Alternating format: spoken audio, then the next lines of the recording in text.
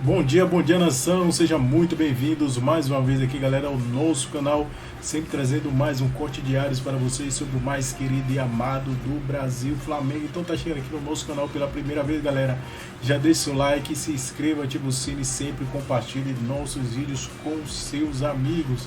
Vamos aqui para mais um corte trazendo atualizações diárias para vocês sobre o mais querido e amado do Brasil, Flamengo. Com José Butto, deixou isso muito claro, que ele está muito preocupado com o lado humano do Lohan, em resgatar a felicidade do Lohan em jogar futebol, percebendo algumas atitudes fora das quatro linhas do Lohan.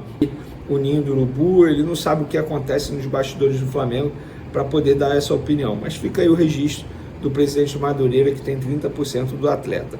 E por falar em negociação, a imprensa argentina noticiando que o Alcaraz foi comprado pelo Everton de maneira oficial, que o Everton exerceu a opção de compra, a obrigação de compra e comprou o Alcaraz. Eu procurei o Flamengo me relatou que até o momento não chegou nada. E outra, eu estou gravando esse vídeo aqui na segunda-feira, dia 24 de março, às 23 horas e 11 minutos.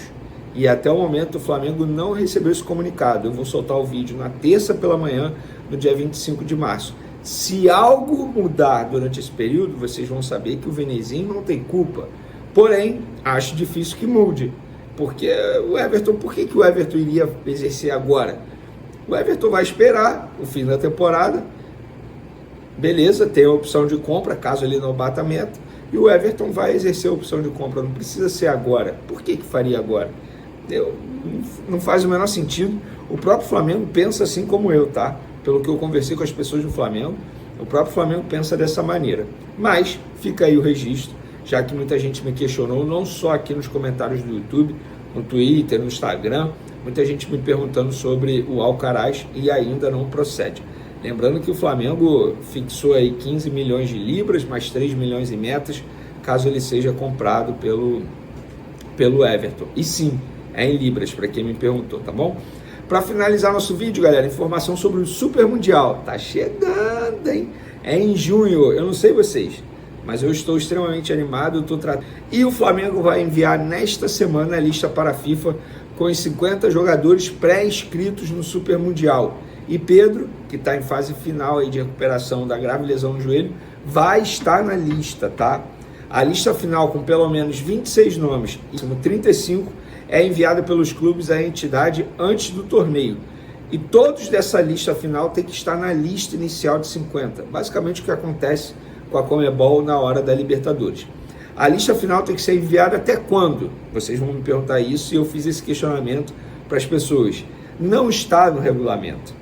O regulamento diz o seguinte: uma cópia da lista final assinada pelo clube deverá ser enviada à FIFA até o prazo estipulado na circular pertinente, ou seja, só os clubes sabem, não está no regulamento, eu não tenho acesso, só os clubes vão saber a data certinha. Entre 27 de junho e 3 de julho, ou seja, durante o torneio, pode trocar até 6 jogadores. E na lista inicial tem que ter pelo menos 4 goleiros, na lista final tem que ter pelo menos 3 goleiros. Vene, e o Jorginho? Se ele for contratado de fato, e está muito bem encaminhada a situação, pelo visto, ele só vai poder ser inscrito a partir do dia 27 de junho, que é quando o Flamengo e os demais clubes podem fazer as respectivas trocas, do dia 27 de junho ao dia 3 de julho. 6 trocas está previsto nessa lista do Super Mundial. Beleza, galera? Espero que vocês tenham gostado. Beijo! Muito bem, já que terminamos falando do Fluminense, começamos falando do Fluminense. Lucas Pedrosa, pensando aí no que tem pela frente. Aliás, vamos fazer essa semana aquela listinha aqui que a gente faz.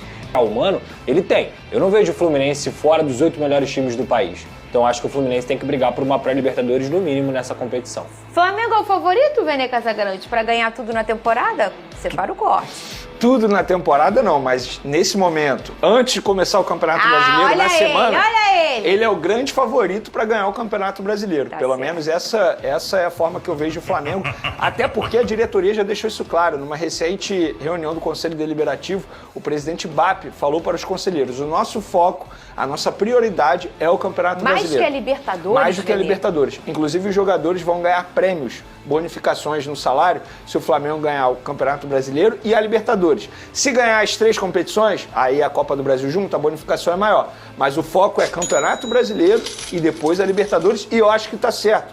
Porque analisando o Flamengo, o investimento que faz, para mim é inadmissível o Flamengo de 2020, o último ano que foi campeão brasileiro, para cá, o Flamengo poucas vezes foi o líder do Campeonato Brasileiro. Isso para mim é inadmissível. Tem que tratar melhor essa competição. E eu acho que o Felipe Luiz e a diretoria do Flamengo estão certos, sim, em dar prioridade ao Campeonato Brasileiro. Você sabe quão apaixonado eu sou por essa competição. E eu acho que esse ano vai ser ainda mais difícil ganhar. Ou seja, o prazer, o gostinho para o vencedor vai ser ainda maior. Porque se você analisando aí os times que estão entrando no Campeonato Brasileiro, gente, está todo mundo muito bem qualificado. Muito bem. E ó, meu fogão, vamos ver o que vai ser com o Renato Paiva e o Vascão do Lucas Pedrosa. Ô, Pedrosa, eu já falei, Tietê tá lá, o Tietê chega, ganha. Olha aí, um bom ponto pra você se agarrar. Eu me agarrava nesse ponto, né? Eu quero uma Copa. Otimismo é tudo. Não, mas eu acho que o Pedrosa tem que pensar na Sul-Americana. Uma Copa. E aí depois, seleção brasileira. Então acho que, caso ele venha a ser convidado, conhecendo um pouco o Felipe Luiz e as pessoas que o cercam, eu acredito que ele não vá aceitar, porque ele tem tudo isso que eu falei aqui em mente. A carreira dele é uma carreira planejada. Ele almejava ser técnico de uma equipe principal. Ele chegou lá muito antes do que ele imaginava por uma emergência. E o início dele na equipe principal do Flamengo é muito melhor do que ele imaginava, de que todos imaginavam. Então, ele sabe que ele tem que seguir nessa sequência para se firmar definitivamente como treinador de futebol.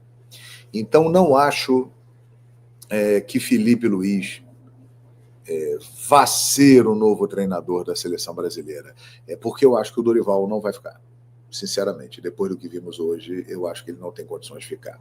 Aí coloca na tela aí, meu amigo Tom, por favor, aquela imagem com os 3 técnicos. Isso, coloca aí. Filipinho, para mim, não vai. Aí nós temos os 2 maiores técnicos portugueses que passaram pelo futebol brasileiro como candidatos em potencial para esta vaga. Jorge Jesus é um treinador histórico no Brasil porque ele abriu esse caminho para que, inclusive, o Abel Ferreira viesse aqui e se consagrasse. Né? Luiz Castro e tantos outros treinadores importantes, Arthur Jorge e tantos outros treinadores importantes. Esses 2 caras que estão na tela junto com o Felipe Luiz, eles se tornam naturalmente candidatos a uma vaga na seleção brasileira, pelo que eles fizeram e vêm fazendo no futebol brasileiro. Mas eu acho, sinceramente, que nesta disputa, Jorge Jesus leva uma enorme vantagem. E eu vou explicar por quê. JJ, ele é mais experiente. Ele está mais acostumado a lidar com vestiários, com jogadores pesados, com grandes estrelas. Ele é um treinador que foi capaz de chegar para o Neymar e falar, olha, não dá.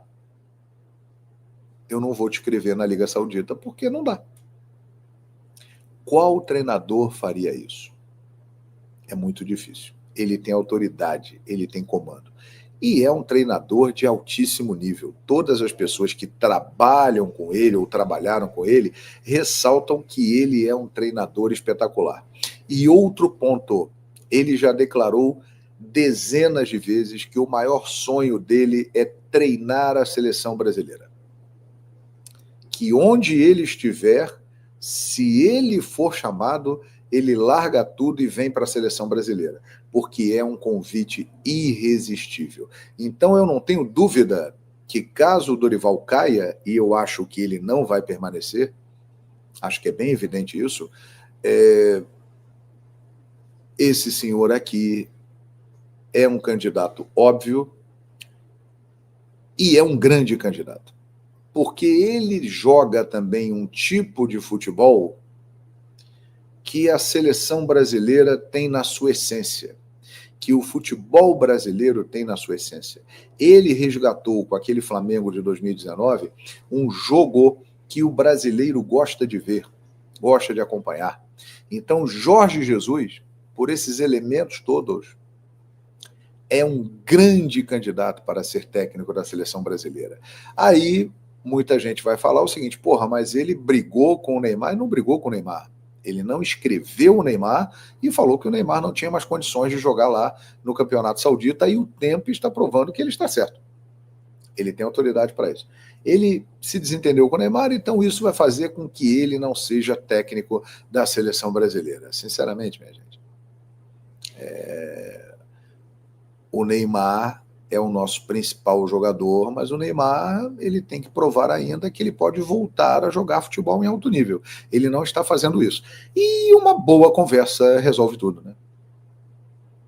Sendo bom para a seleção brasileira. Então, Jorge Jesus é um grandíssimo candidato a ser técnico da seleção brasileira e, na minha opinião, dentro das possibilidades viáveis, ele seria o ideal. Já deveria ter sido convidado antes do Fernando Diniz. Ele ficou esperando e tal, até que não veio o convite, ele foi lá para o Al Hilal, né? Porque o Edinaldo tinha a esperança de trazer o Ancelotti e botou o Diniz como interino, mas não chamou o Jesus. De repente chama agora. Acho que é um nome excepcional para dirigir a seleção brasileira. O outro nome, ele, olha ele aí, ó. A melhor fase dele já passou, né? O momento dele não é bom. Mas é um cara que se torna candidato exatamente pelo que ele tem feito no futebol da América do Sul. É um treinador que em 4 anos conquistou 10 títulos com a Sociedade Esportiva Palmeiras, que estabeleceu uma hegemonia no futebol brasileiro. Mas que nos últimos 2 anos ele vem enfrentando problemas e o trabalho dele vem caindo de nível. Ganhou o Campeonato Brasileiro em 2023, mas já ganhou naquela de que o Botafogo tinha o título na mão, acabou entregando e ele aproveitou com competência e ganhou o título. Mas o ano de 2024 mostrou um declínio no trabalho do Abel e o início do ano de 2025 mostra também que ele já esteve numa melhor fase. Mas ele é indiscutivelmente um treinador que é candidato. Mas ele tem uma desvantagem em relação ao JJ. Algumas desvantagens. Além dele ser um cara menos experiente, um técnico que tem 6 meses no profissional. Já tem 3 títulos, é verdade. Copa do Brasil, título grande. Supercopa do Brasil e Campeonato Carioca. Mas é um iniciante. Abel e JJ têm um currículo pesado. JJ é o mais experiente deles todos e é um treinador, na minha avaliação, melhor do que Felipe e do que Abel, por enquanto. Acho que principalmente o Felipe tem tudo para ser melhor do que o Jorge Jesus. Mas ainda não é. E o Abel também não. Então eu acredito que são nomes que devam ser aí cogitados. Ancelotti, Guardiola, não sei, gente. Acho que esses técnicos vivem uma outra realidade, são de um outro patamar e não sei se viriam para dirigir a seleção brasileira na Copa do Mundo do ano que vem. Nós temos aqui alguns superchats. Olha aqui, ó. Diego Limeira, R$2. Eu acho que ele é o nome ideal para assumir a seleção brasileira, Diego. Eu acho que só Jesus na causa. Eu acho que ele seria o nome ideal para dirigir a seleção brasileira. Obrigado pela colaboração, viu, Diego? Diego. E ele manda outra aqui, ó. Deixa o Filipinho quieto no Mengão, Jesus na seleção. Eu acho que é um caminho que vai se abrindo naturalmente. O Bruno Andrade, R$5, os técnicos brasileiros pararam no tempo. Exatamente. E outra, o futebol, ele passou a ser muito mais coletivo e tático com a evolução da preparação física. Hoje, a técnica, ela é menos decisiva, ela continua sendo o que decide, mas ela é menos decisiva do que o esquema tático e a imposição física em muitas oportunidades. Então, o trabalho do treinador passou a aparecer muito mais. Né? E quando isso começou a acontecer, o Brasil não tendo mais jogadores de um nível extraterrestre como teve durante tantas e tantas gerações, o último nosso extraterrestre foi Neymar, aí o trabalho dos técnicos começou a aparecer mais, e quando começou a aparecer mais, a gente ficou para trás. É isso, né? Fábio Júnior, R$5. Brasil é horrível, mas vai classificar? Vai classificar. Melhor seria se não fosse desse jeito. Na Copa seria humilhante. Somos reféns da nossa própria incompetência. Nós estamos aí há 1 ano da Copa do Mundo, Fábio Júnior, e a gente não tem uma seleção, cara. A gente vê os jogos da Nations League e várias seleções estão formadas, né? Eu estava vendo o jogo da Espanha, jogo da Holanda, jogo da Alemanha, boa seleção, a Inglaterra, Portugal, França, são seleções muito fortes, né? A Argentina deu uma prova de que ela é uma seleção muito forte. Gente, a Argentina não tinha o Messi, repito, graças a Deus, e não tinha o Lautaro Martínez hoje. Um dos principais atacantes do mundo, Lautaro. Imagina o Messi e o Lautaro nesse jogo. A porrada. Falando em porrada, hein? Depois da chegada do Roger. Pegou Libertadores. Pegou Libertadores sem ter jogado tantos jogos em casa. Um time que ano passado... Teu favoritaço, capitão. Flamengo. É? Sim. Pô, antes da competição, sim, como o Fábio falou. Tem muitos campeonatos aí que podem tirar um pouco o foco do Flamengo. Tem super campeonato. Mas é um elenco qualificado, é um time que, mesmo que tiver que tirar alguns jogadores ali, hoje tem um cenário diferente, até por posição. Que nunca vai ter o time completo, né? É isso. Agora, nessa data FIFA, já perdeu mas 2. Tem briga ali. Gerson e Arrascaeta. Mas a gente torce para que tenha muita briga, porque a gente quer um campeonato brasileiro equilibrado, com outros times também disputando ali a ponta de cima da tabela. E tem concorrentes ali. Mas se for para apontar antes de começar o campeonato, eu fico com o Flamengo. Alguém aqui não coloca o Flamengo como favorito maior? Acho que pelo que o Flamengo tem de elenco, pelo treinador que vem, né, demonstrando a sua qualidade, né, de saber ter um elenco de grandes jogadores na mão e vem fazendo um bom trabalho, eu acho que o Flamengo com certeza é o time que tem toda a chance de brigar pelo título do Campeonato Brasileiro. Quem mais perto do Flamengo para você, Luiz Fabiano? Eu acho que pelos últimos anos, né, pelo trabalho que vem sendo feito já há um tempo, eu colocaria o Palmeiras, né, pelo momento. Mas eu acho que vai ser muito difícil esse Campeonato Brasileiro. Acho que vai ter muita surpresa. Quem que você acha que pode ser uma surpresa? O Bahia, positiva. O Bahia, para mim, é uma surpresa. Se chegasse entre os 3 primeiros, por exemplo. Então, pode ser o Bahia, porque o Rogério é um grandíssimo treinador.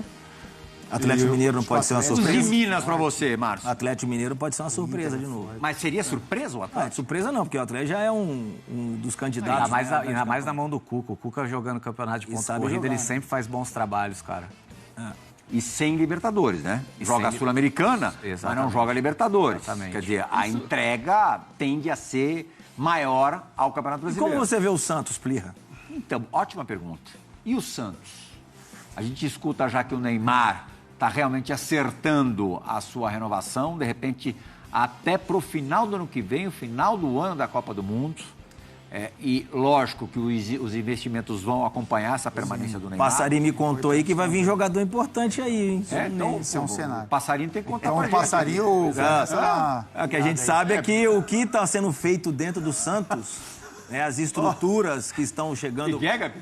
Vamos soltar isso aí, esse Passarinho abrir a boca. Solta aí, não é baú. A gente tá curioso. O que está sendo feito dentro do Santos, né? Justamente para que o Santos possa voltar a brigar por títulos. Os jogadores... E jogadores... Se não chegar... Para esse campeonato brasileiro aí vem contratação. Se não chegar a contratação, acho que só o Neymar, Plirra, é muito pouco. O Neymar é um grande jogador, mas Aquela coisa, a gente para um não campeonato sabe tão longo... o quanto que ele vai aguentar. Então, não dá, né? Não dá para só contar com o Neymar, né? E torcer pro Guilherme também tá naquela fase dele, né? Para poder, às vezes, na ausência do Neymar... O Guilherme é o passarinho que te contou que vem gente boa? O Guilherme é meu parceiro, ele não falou nada, não. Mas acho que a tendência é se o Neymar permanecer no restante do brasileiro que reforce, né? E aí o Santos fica... Mas o quê? O que você consideraria uma boa campanha? Eu não sei, eu não Santos? consigo olhar para o Santos brigando por título, assim. A gente consegue olhar se o Neymar tiver essa retomada. Tá? Santos e Cruzeiro, em quem que você aposta mais? Santos e Cruzeiro, eu aposto mais no Santos. O Cruzeiro eu não consigo olhar. O Cruzeiro investiu pra caramba. Mas eu não consigo. Porque a gente fala muito o que a gente está olhando, está analisando até agora. O Sábado fez um amistoso com o Red Bull em Bragança, empatou 1-1. Pode ser que o Gabigol jogou direito, jogou bem. Se transforma esse cenário do Cruzeiro. Mas é difícil, é muito difícil você montar um time.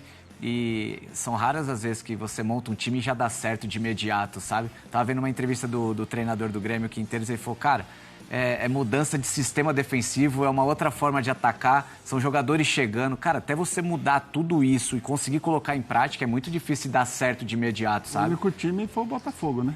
Que então, mudou. Mas também os jogadores sobrenaturais. Exato, cara.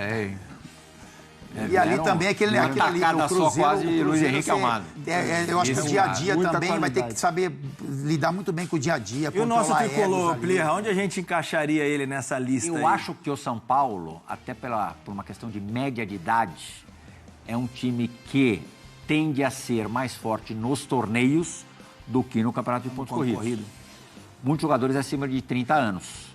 Esses caras não vão conseguir estar à disposição sempre.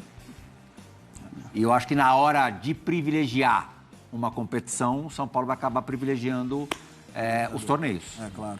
Acho que o Corinthians também tem chance de brigar por coisa boa. Eu também acho. Acho que se, por exemplo, se vem o título paulista, acho que ele vai trazer uma confiança ainda maior. Mas você acha que o time é bom. Tem elenco para brigar por brasileiro? O time é bom, o elenco tem qualidade.